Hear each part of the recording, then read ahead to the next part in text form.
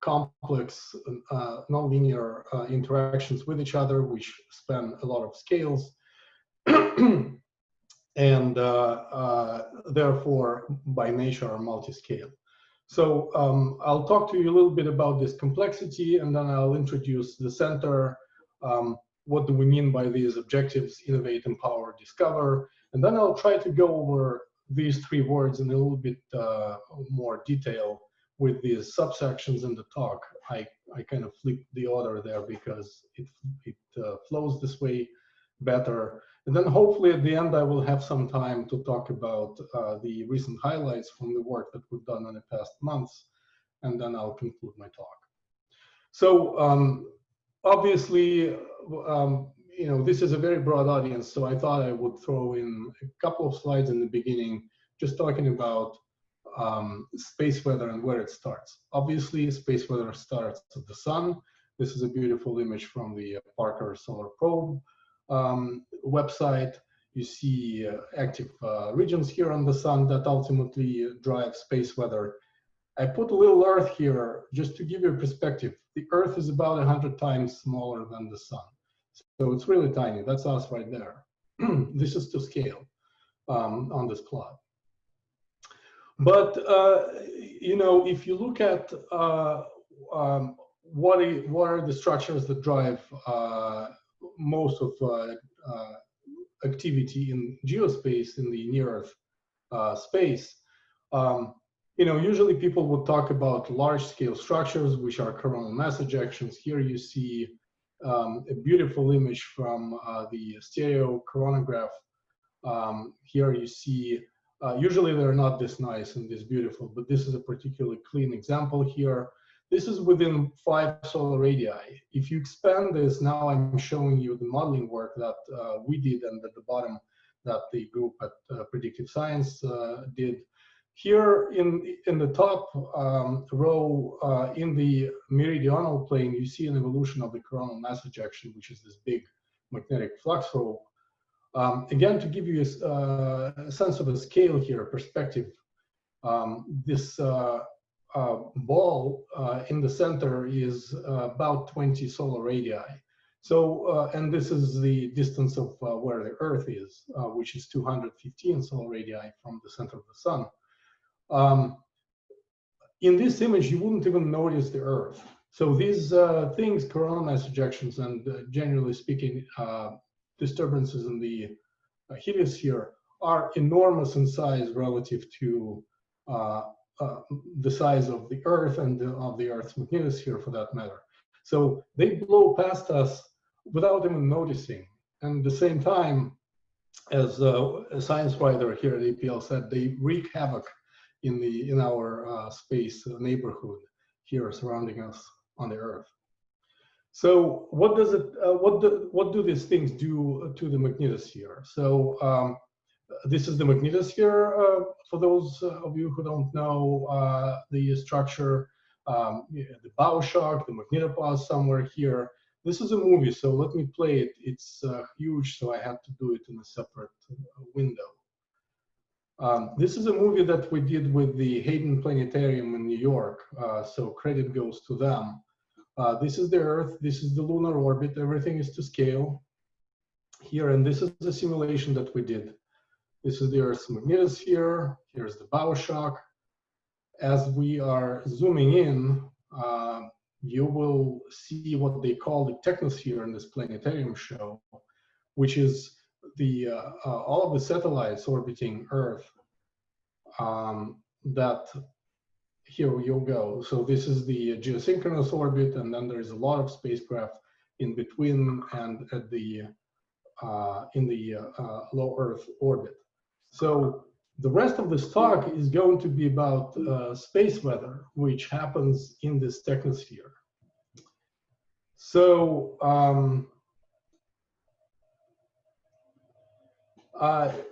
before we go there, if you don't believe me that this was a planetarium show that was supposed to be playing before the COVID situation happened. And by the way, it's hard to make jokes in this Zoom environment when you give a talk. But you know, the show existed, and it's right now on hold, and I'm told it's a big deal, but they actually got into the official selection of the SIGGRAPH conference that was happening last week. And if you don't believe that we actually went for the opening, these are the main characters that are involved in this, making this movie on our end, in our simulation. So people who are in the know will recognize some of these faces here. Okay, so going back to the technosphere, here we are, and you know, the usual plot that you can, usual image that you can get online about space weather will look something like this. You know, why do we want to study storm time geospace? Why do we want to study solar disturbances and their effects on the geospace? Is because partly because of the space weather impacts, and space weather impacts are all over the place in the near Earth space. They start with obviously radiation effects on the spacecraft out there, but also down below, under the ground. They cause these geomagnetically induced currents that can lead to power outages and so forth, and GPS signal scintillation from ionospheric disturbances and so forth. So this is, if you talk to people outside of our science field, and if they ask you why what you do should matter to them, this is usually the answer. But going back to the physics of what we're doing, the in order to ultimately predict space weather, we really need to recognize how complex this system that we're studying is. And so you don't need to go further than this much overused diagram from a textbook, Kissel and Russell. So even cartoons are complicated. You know, understanding the physics of geospace, particularly during these storm disturbances, requires describing it in its entirety, including all of the domains that are involved in this system. Obviously, it's an incredibly complex problem, and so is therefore predicting space weather. The reason it's so complicated is because we have a multitude of plasma and neutral populations that coexist and interact with electromagnetic fields across very broad range of scales. And so if we're building a predictive model, then we would like to include all of these interactions to the extent possible, and also realize that the interactions happen again across a broad range of scales. So unless you resolve certain processes, we call them mesoscale processes, you really don't get the global behavior of the system that's realistic. And so as an example of these mesoscale processes, I'll talk to you about this quite a bit later in this hour. This is the magnetosphere from our relatively high resolution simulation that we did a few years ago. And you see that it's far from this already very complicated cartoon. You have a lot of very structured flows and electromagnetic field structures, sometimes turbulence, that really drive a lot of dynamics across the different domains and scales in geospace. It doesn't get easier as you get lower in altitude. As we get to the ionosphere, thermosphere, sort of zooming in, zeroing in on the Earth, things remain interesting and very complicated. The reason this is important for studying geospace as a whole is because the currents that are generated in the magnetosphere by its interaction with the solar wind, they close in the ionosphere thermosphere system, which involves coupling of ions and neutrals in the atmosphere, or partially ionized atmosphere, upper layer of the atmosphere. And this coupling defines the dynamic pattern of the convection, heating, and conductivity in all of these populations of particles. And then obviously this creates, or maybe not very obviously, it creates a feedback. Usually people talk about two major pathways for feedback from the ionosphere, thermosphere onto the magnetosphere. One of them is through the ionospheric conductivity, which regulates the currents, and the other one is through mass outflow into the magnetosphere. Finally, particularly during strong storms, the driving at the high latitudes expands toward the equator and engages latitudes that are normally not engaged in this coupling. And this makes it even more complicated dynamics during storm times. Finally, it's been recently more and more recognized that the lower atmosphere that we usually neglect in our studies of space weather actually may have significant impacts. Here you see a very beautiful movie from Hanli View at NCAR. This is a pattern of neutral winds at 100 kilometers altitude that is simulated in their very high resolution model.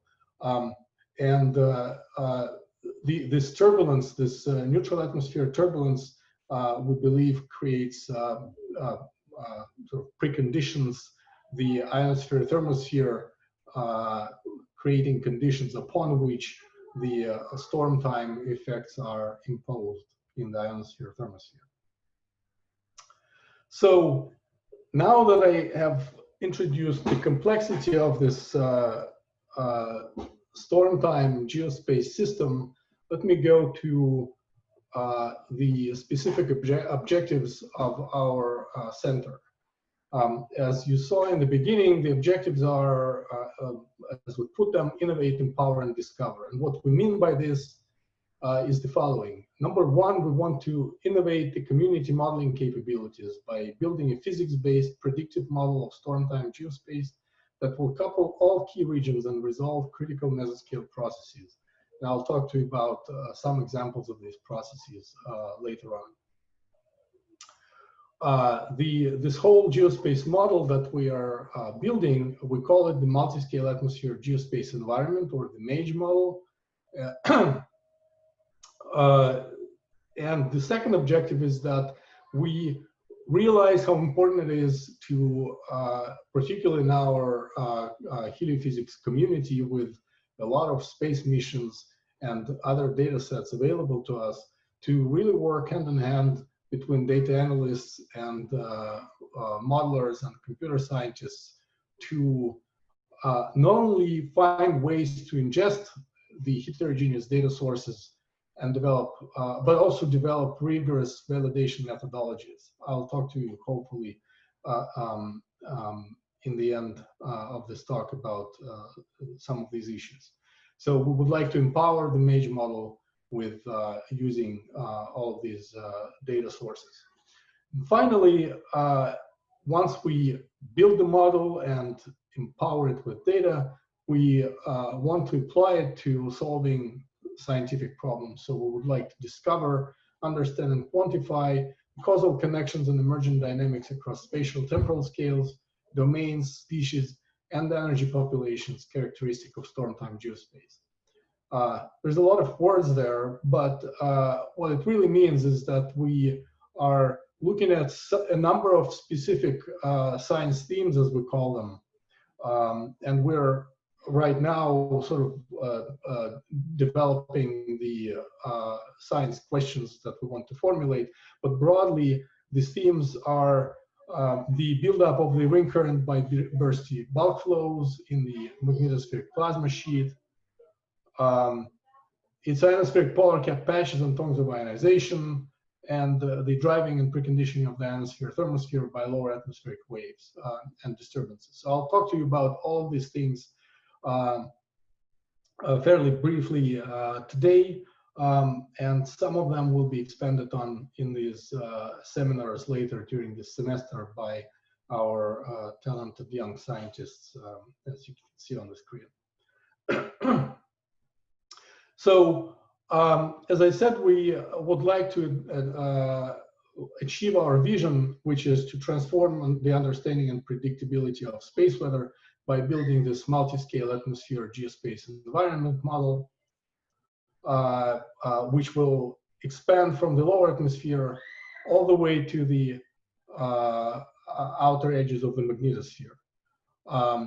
CGS, just to give you a context of the NASA program, CGS is one of the 9 drive centers that were selected for a phase 1 study.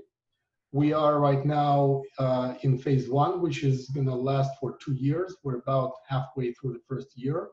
And in the end, 2 of 9 centers will be selected for phase 2. And phase 2 will then go for 5 years. So we'll have hopefully a lot of time to address all of these complex issues.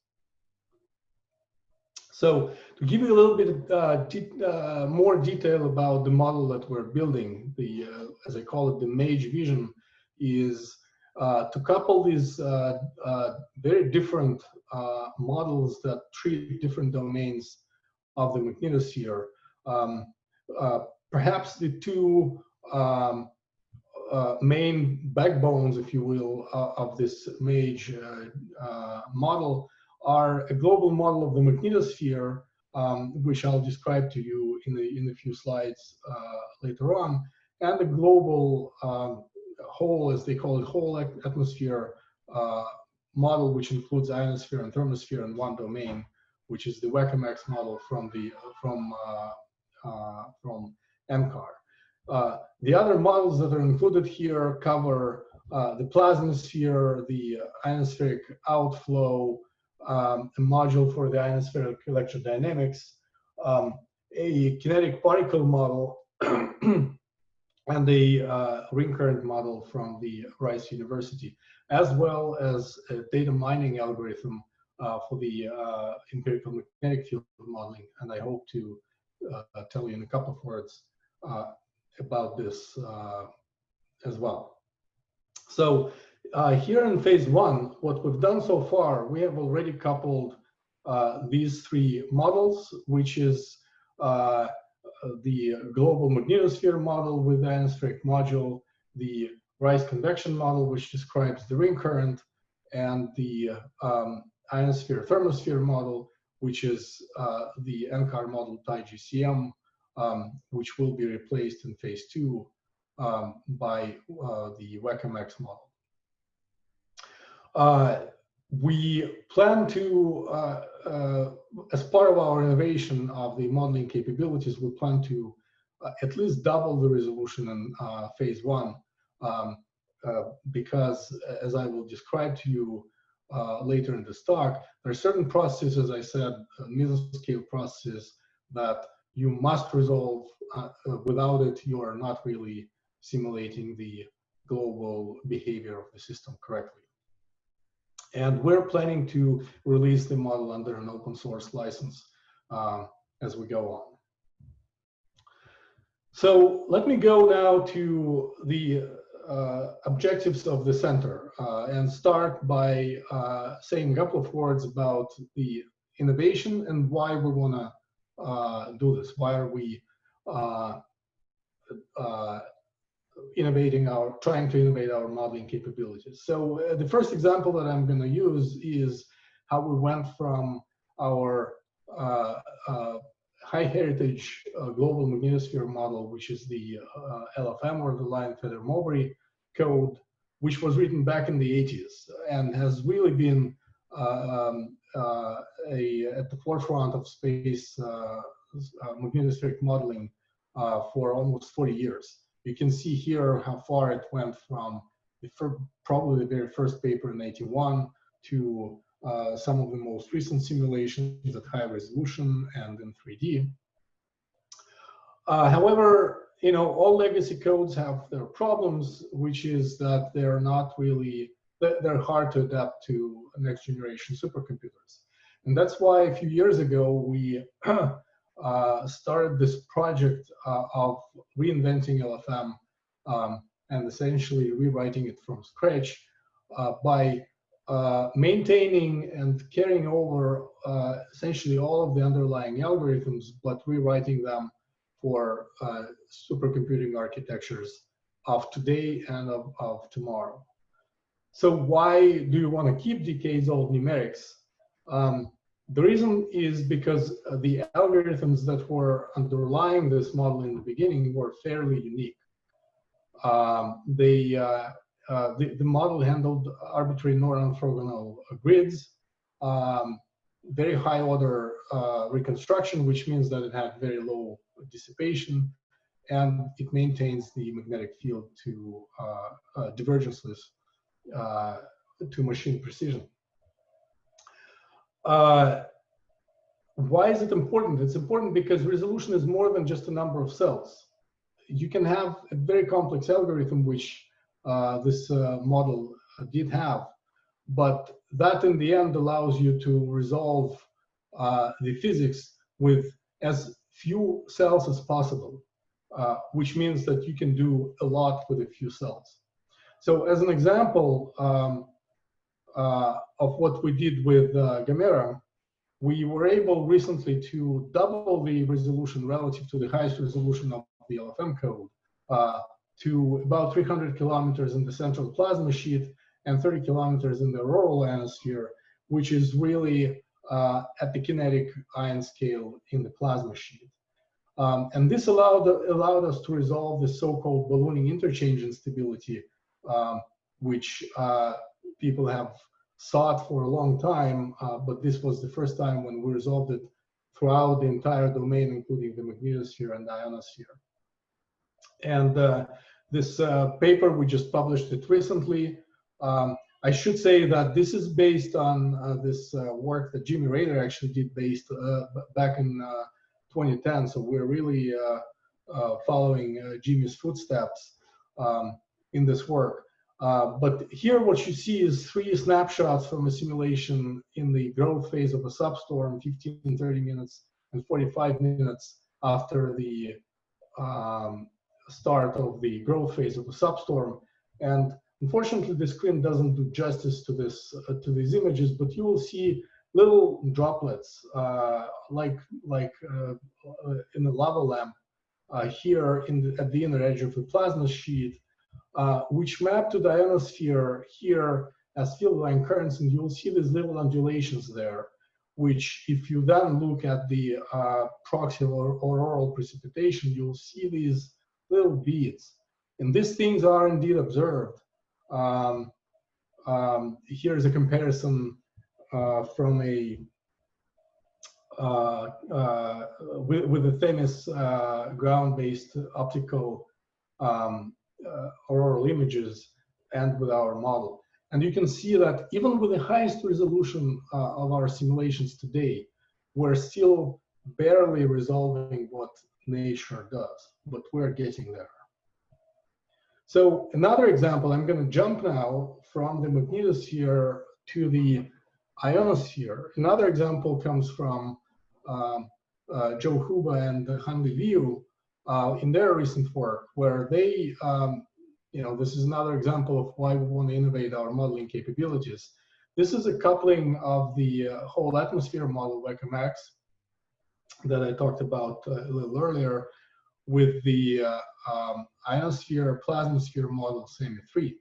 What you see here is once the two models were coupled and the atmospheric model included these very well-resolved atmospheric gravity waves, they, in this coupled model, they basically play the role of seeds for these things that are called equatorial bubbles or spread F, which are essentially an instability of a Rayleigh-Taylor type that is very important from both physical point of view and also space weather point of view, because they create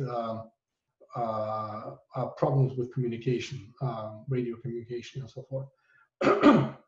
However, the model that wasn't driven by this atmospheric model with gravity waves, it was driven with just empirical thermosphere, didn't create these bubbles at all.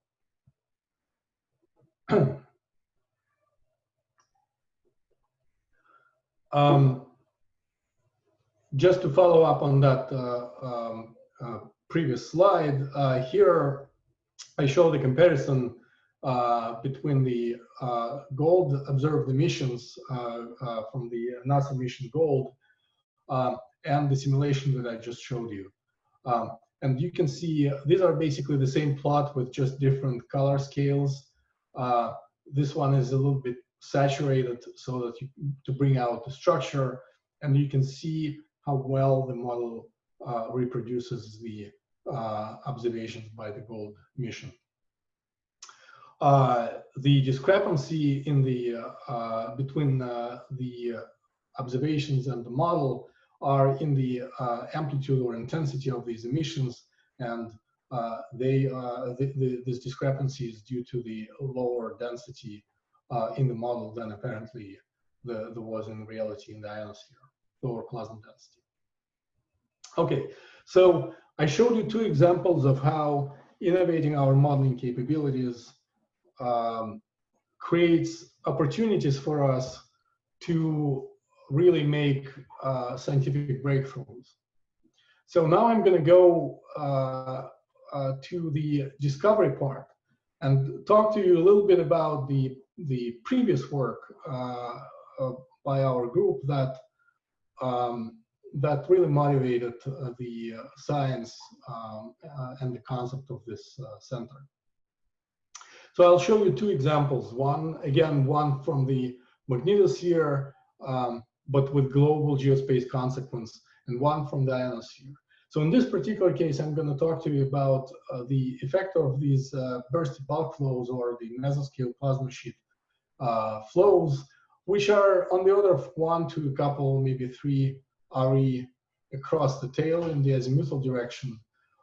There is evidence both from observations and modeling, but it isn't conclusive, I must say still, and this is part of the science that we want to do, that these mesoscale injections and of flows and particles, they build up the ring current, and this, through the ring current, this has global consequences through the entire geospace system, because the ring current closes in the ionosphere through these field-aligned currents, which are called region 2 currents.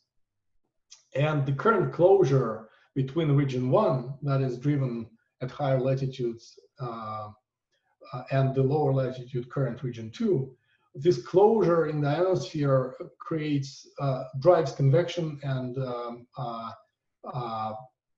dumps a lot of energy into the ionosphere thermosphere system through Joule heating, and that really stirs up the system there, which, as I said in the very beginning, creates a feedback on the magnetosphere, again, both through the electrodynamic and mass feedback.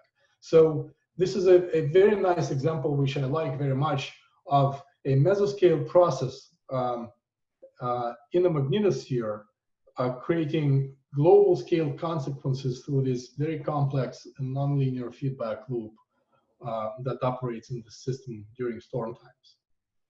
So I'll talk to you a little bit about this part here.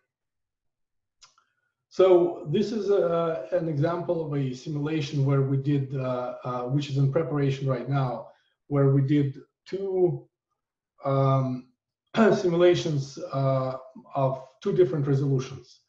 And if you look at the flows here in the plasma sheet, this is in the equatorial plane, you may have a difficult time telling the difference between the two. The lower resolution here is about 1,200 kilometers in the central plasma sheet, and the one on the right is doubled. You will see here in the plot on the bottom, which shows you the integrated time-averaged mass flux as a function of radial distance, with the earthward flux going downward. You'll see that the lower resolution simulation dominates mass transport at larger radial distances. But then as you get closer to the Earth, it is the high resolution simulation that really makes these bursty bulk flows or bubbles penetrate closer. And if you now throw a lot of test particles into the simulation and look at how the ring current is injected with these particles, you will see that within within a radial distance of this just a fiducial distance here of 8 RE. The simulation that injects particles within this radius is only the one that has the higher resolution. The lower resolution doesn't get the particles there. Just to quantify it a little bit more, here you see a time evolution of the total energy content within the different radial distances in these two simulations, within 12, 10, 8, and within Geo. And so what you see here, time 0 is the time when we stop injecting particles here. What you see is if you stay further out away from the Earth, within a larger radius, the lower resolution simulation delivers more energy into this radius. But as you get closer and closer to the Earth, the total energy content within this radius is dominated by the lower resolution simulation. And within Geo, it's only the high resolution simulation that delivers particles there at all. And so this shows you that this goes to the crux of this issue that I was talking about with resolving certain scales, or otherwise you're not getting the global dynamics right. If you're not resolving the magnetosphere properly, or plasma sheet flows in this particular case, you're simply not going to create a ring current and therefore not going to have global consequences in the geospace from it. Another point I wanted to make about this is that if you look at this simulation with particles, you'll see that a lot of their dynamics are not governed by MHD physics, even outside of the nominally ring current area. You see particle drifts already in this region here, roughly between geosynchronous and maybe 17 or 20 Earth radii, where particles are already drifting, even though the flows are still high speed. And you see Dawn-dusk asymmetry. Sometimes you see non-adiabatic transport and acceleration. So we call this the transition region of the magnetotail, and we believe that it really requires a novel treatment, which is not captured. The physics of it is not captured by either MHD or ring current models. To demonstrate this a little bit further, here I show you the integrated pressure from particles, test particles, and the MHD simulation. And you see that at least within 10 RE, between 10 and geosynchronous, the population of the non-thermal particles really dominates the pressure there. So this region of the magnetosphere requires new novel treatment that will include corrections from kinetic particles on MHD flows. So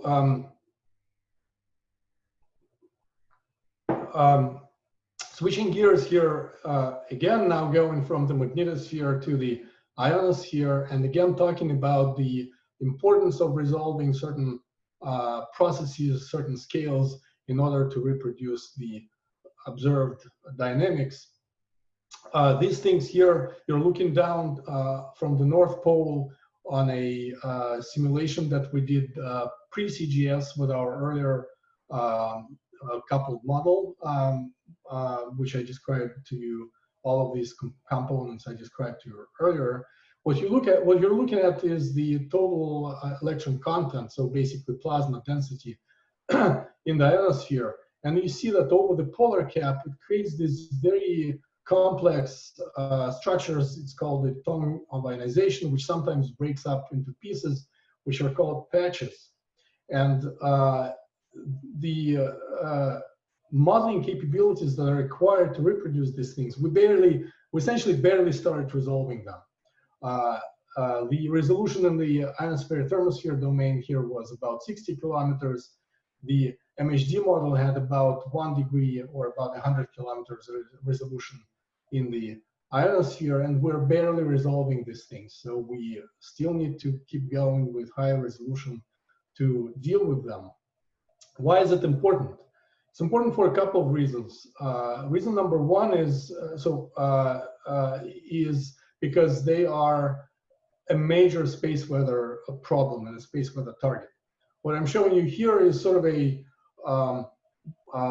blown up picture of the ionosphere, thermosphere, going from 100 to 400 kilometers in altitude here. And you see that these density structures have a lot of altitudinal structure as well. And so they are very structured at F region altitudes, but then they change and disappear to lower altitudes, to the E layer of the ionosphere. From the physical point of view, actually, let me go back to the space weather issue. I forgot to say, why is it a space weather problem? It's a space weather problem because of these very sharp gradients, which drive instabilities and irregularities that mess up with communication. So these things are really important from the space weather point of view, but also they are very interesting from the physics point of view for a number of reasons. Number one, they are recently people started talking about them as being a part of the so-called geospace plume, which is a global circulation of plasma in the ionosphere. You see this higher density here called the storm enhanced density. It's convected toward the day side and then gets drawn into the convection throat here on the day side and then dragged over the polar cap. They're also interesting from the point of view of coupling to the magnetosphere. They've been observed recently to be electrodynamically coupled to the magnetosphere. Often they have field line currents on their edges, which means that there is a connection to the magnetosphere. And they are associated with higher speed flows in the ionosphere, and therefore possibly in the magnetosphere, but we don't quite know what their magnetospheric counterparts are.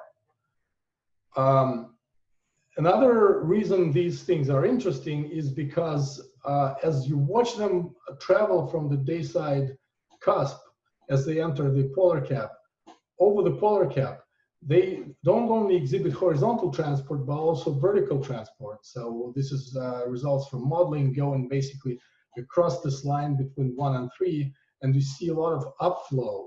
Whether there is outflow into the magnetosphere, at least in the polar cap, is unclear because there is not much energy input. But we know that if they make it, and they do often make it to the night side auroral region, they get into the region of enhanced energy input in the auroral zone, and there, which is observed, and there they can upflow and possibly outflow into the magnetosphere. The reason we're interested in this is not only because it's a space weather target, but also because it's a very complex process that involves describing essentially all of geospace in its entirety and self-consistently. So no existing model currently does that, and that's why this is of interest to us. So let me go to the last part of my talk, which is what we want to do with data. I'm going to skip through some of the slides in the end because I'm running out of time, I believe, but and I want to leave room for questions. But our guiding principle in working with data is going to be deriving what we call science metrics. Science metrics, we're looking for metrics of model behavior or model performance that really capture the fundamental features of the system's behavior. You know, a lot of models currently calculate skill scores, which are more useful for operational environment or R2O and O2R, but most of the time they don't really tell you much about the physics within your model and what you're doing right versus what you're doing wrong. We would like to find the science metrics, and this is a science task in and of itself, to derive these science metrics that will really bring out the fundamental modes of system behavior, both in models and in data. This shows you one example that we're planning to use, which is the statistics of plasma sheet flow from Shinotani and Mukai. Essentially, without looking at these plots for too long, you can summarize it this way. During storm main phase, enhanced convective electric field is due to stronger magnetic field and not to stronger velocity. This is a statistical result that any model of storm time geospace must reproduce. And it's basically a very simple to understand metric that we can derive easily from models, and in this case has already been derived from data. Another example I'm going to show to you is also from Shinotani's work more recently, which has to do with the ionospheric electrojet. What Shin found was that if you look at the mid-latitude perturbations of magnetic field on the ground here in Japan, you will find that statistically the perturbations there during strong storms are directed east-west, but they're predominantly an east or downside, downside of the magnetosphere phenomenon. There's not much at the dusk side. And so if you look at the actual structure of the electric jet here with the magnetic perturbations on the ground and also with the imager, you'll see that it looks like a substorm auroral bulge, but it's almost 90 degrees rotated to the dawn, which Shin has derived from data or hypothesized a current wedge, which looks like this, which looks a lot like a substorm current wedge, but again, just shifted 90 degrees. Apparently, this happens, it's a repetitive feature during storms, and no model reproduces this, because if you think about this, to reproduce this feature, you really need to do everything in geospace right. You need to get the global magnetosphere right, you need to get the ring current right, the ionospheric outflows, plasmasphere, precipitation, thermosphere, because that affects things through the through neutral winds and outflows, and through conductivity ultimately. So you have to get everything right in order to reproduce this repetitive feature, which is looking fairly simplistically if you spend the time deriving this pattern from the data. So let me, Harlan, let me ask you, how much time do I have? Maybe about another 5 minutes before we would go to questions. Okay, good. All right, so I think I probably have just enough time then. I'll tell you very, very briefly about not just using data passively for deriving the science metrics that I call, that I described to you just a second ago, but also to ingest data into our models. One example, there may be many examples of doing this. One example that we're working with is deriving information from empirical magnetic field modeling that we can then ingest into our model. And I only have one slide to demonstrate you the results of that. So what I did here was in the work with Misha Sitnov at APL, we derived the plasma pressure from the magnetic field data. You can derive magnetic plasma pressure that is in equilibrium with the magnetic field, and then you can ingest this plasma pressure, effectively changing your energy equation of state in your MHD model. When you ingest it into your model and follow what the field line currents in the ionosphere look like, you can see that after 2 hours of ingestion, I've created very strong region 2 currents, and the entire pattern expanded equatorward. Here I'm showing you an example from what a storm time field line current pattern looks like in the data. And you can see that this is not the same event. It's not a one-to-one comparison, but the salient features are captured by the simulation. What this tells you is that if you have information about data-derived information about ring current pressure, there are ways to ingest it into your model to sort of adjust it on the fly to make it closer to reality. Ultimately, of course, we want to do it in some sort of assimilative sense that would optimally combine the data-derived and the simulated pattern. So in the remaining 3 minutes, let me very quickly go over 3 highlights from our recent work in phase 1, which is really the work of the recent few months, 4 or 5 months or so. So as I told you in the beginning, we now have coupled our global MHD model with the ionosphere thermosphere model and the ring current model.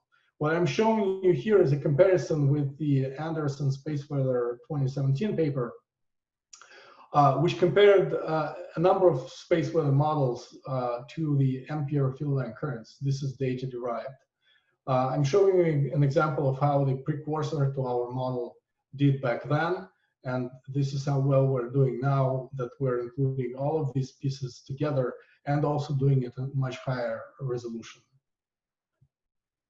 Another example I'm going to show you, this is from a different storm simulation, but with the same model. And you'll hear about this, I think, in one of the later seminars during this semester. What you're looking at here is the movie of the density in the thermosphere, northern and southern hemisphere.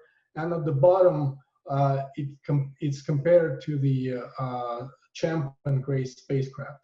As the movie is playing, you will see these fairly complex structures, which are called traveling atmospheric disturbances, which are created by magnetospheric driving and deposition of the Joule heating into the thermosphere. Basically, they result in increasing density, and as the spacecraft pass through them, they manifest as these peaks in the spacecraft data. And as the movie plays, you will see that the model is actually capturing all of these peaks pretty much very, very well. So to save the time, I'll just move it to the end and you'll see all of the peaks there. And it's doing pretty well by any standard. The last highlight that I want to make, and I'm just jumping through them very quickly because again, you will see these things in more detail later during the semester, is the work that Dong Lin at NCAR has been doing and Shanshan Bao at Rice on the reproduction of this subauroral polarization stream, which is this very narrow electric field structure at the dusk side ionosphere, thermosphere. These things are, without going into details, these things are very hard to get because, again, you need to get everything right. You need to get the ring current right, which means that you need to get the ion distribution in the magnetosphere right.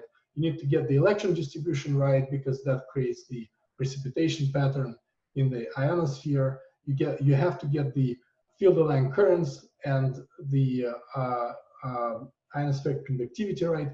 You essentially need to get everything right to reproduce these features. And this is one of the nicest examples that I've seen in the community that demonstrates a subauroral polarization stream in a simulation like this. So, as I said, this is just these are very quick highlights that you will see in more detail later in the semester, hopefully. Let me go to my summary. Since I talked to you about a lot of things, I figured I'd sort of take a step back and talk a little bit about, again, the bird's eye view of this center and the science that we're trying to address. So obviously, we're addressing a grand science challenge here.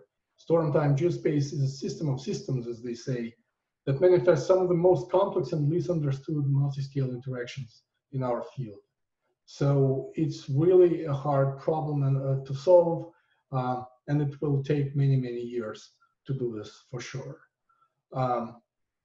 We're planning to release this model that we will build to the community. So we are hoping to empower the community to use it for their own study. This bullet is very important, and it's part of the reason I'm talking to you today. We believe that this is the storm time geospace is the kind of problem that really requires an expertise that ranges from modeling to data science to computer science, and also crosses boundaries of space physics disciplines. So it's very, very nice problem to work on if you're a young graduate student or young early career scientist. These centers are by design enable synergies with existing and future NASA missions and also ongoing NASA grant programs. So we are really happy and looking forward to interacting with anyone in the community who would like to work with us, who has a grant or is working on a mission that's relevant to the science. We're really happy to hear from you and talk to you about this. And finally, obviously, as I said, all of the science that we're doing is ultimately advancing our space weather preparedness as a nation and as a society. So I'll leave this slide up here. Talk to us, particularly if you're a young master's or a PhD student. Feel free to talk to our university faculty co-Is, Professor Spence, Professor Tofoletto, and Professor Rouhanimi at the corresponding institutions. We are building a website right now where you'll be able to interact with us in a more robust fashion.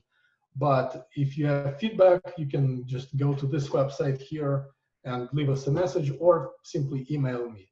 And finally, I want to bring to your attention the workshop that we're planning to hold in November. We're working on the schedule and logistics right now, but it will be a mixture of invited talks and an open discussion with the community. So mark your calendars. We'll announce this as we're working on the schedule. Thank you very much. Thank you, Slava. Applause, applause, applause. I see that we had one question come up in the chat, and I'll just pose it to you, Slava. Will you be able to make slides available to those who attended today? Yes, and I believe that it was going to be recorded, so it will be a movie and slides as well.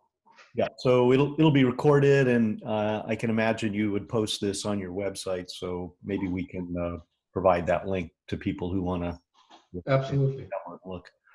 I would ask people if they have questions to use the raise hand feature, and I'm just going to watch to see if I see any hands come up. I see another question coming in from Julian Shi. Can postdocs get involved with CGS as well if they are interested? Yes, yes, yes. But obviously, if you're a master student, PhD student, or a postdoc, definitely talk to these guys if you're at this university. Absolutely. Great, and I believe also there may be at some point some kind of fellowship opportunities within the team, maybe at other institutions. Yes. Yeah. Other institutions, APL, NCAR, absolutely. Shalin is asking, what was the award ceremony like for the Hayden movie? Well, it was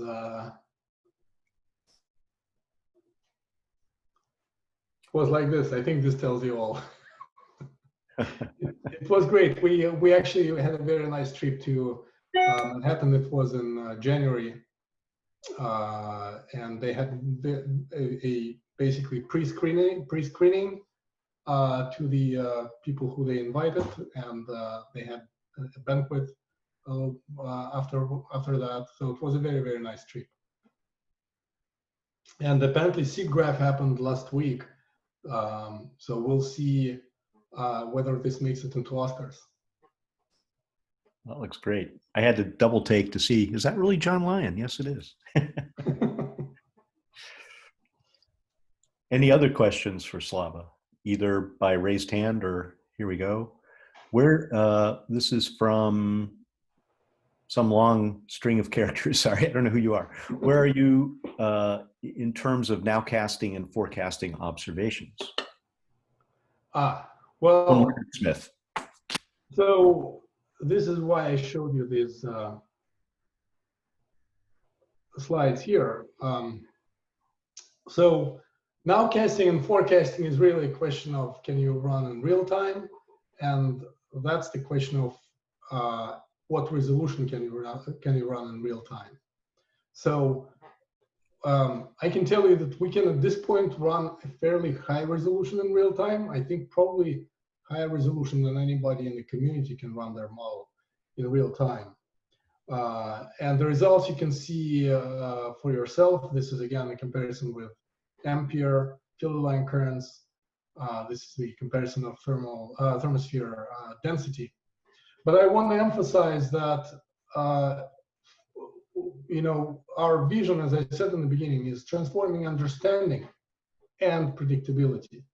We firmly believe that we are not going to predict and forecast space weather until we understand the system that we're studying in all of its complexity across the different scales.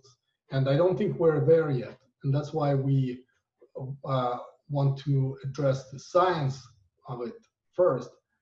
And as a second, equally important goal, transform our ability to predict these space weather effects. Very good. And I know we're at the top of the hour and some people have to move on, including me, but I'd like to give Hanli Liu the last question. I know he's had his hand up. Thanks. Slava, on your slide 9, I think it's one of the simulation results. So, sorry, slide what? Slide 9? Slide 9. Let me go to slide 9. Might be your simulation. No, it's not. Yeah, yeah, got it. Let's see. Here we go, yeah. Let me see if this is the one. Maybe I got the wrong number. I was just wondering. Yes, here. It seems on the equatorial plane there are some waves. Are those real waves, artifacts, or real? Here? No, inside in the kind of purple. Oh, these guys. These guys. Yes. Yeah, these are artifacts and they're gone. Oh, okay, artifact. Okay. All right, thanks. This is an artifact of a very high resolution. Okay, well, thank you, everyone. I really appreciate the really outstanding participation today. I think we hit 75 attendees at one point, which may set a record for all of our seminars. I don't know. But I really appreciate the questions and the presentation. So let's thank Slava again, and we'll bring this to an end, and very much appreciate today's seminar. Thank you, everyone. Thank you very much, everybody, and thank you very much, Harlan and UNH folks, for inviting.